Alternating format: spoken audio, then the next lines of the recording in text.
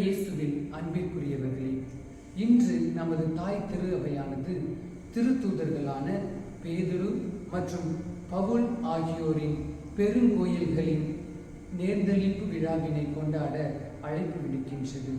இந்த நல்ல நாளிலே சக்கேயு மற்றும் இயேசுவுக்கு இடையே நடந்த உரையாடல் நமக்கு நற்செய்தியாக வழங்கப்பட்டுள்ளது.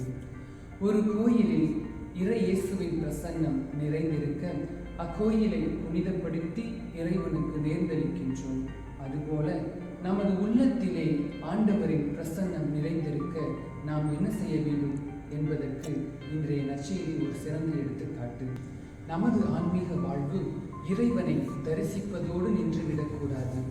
இறைவனை தரிசிக்க இயங்கும் உள்ளம் நமது சமுதாயத்திலே நமக்கு அடுத்திருப்பவர்களின் உரிமை இழந்து, உணவிழந்து, உடைகளை இழந்து தவிக்கும் மக்களுக்கு உதவுவதிலே முன்வர வேண்டும். ஆகவே அன்பார்ந்தவர்களே, இருப்பதை இல்லாதவரோடு பகிர்ந்து இல்லாதவரையும் இருப்பவராக்குவோம். இன்னலில்லா சமுதாயம் படைக்க முயல்வோம்.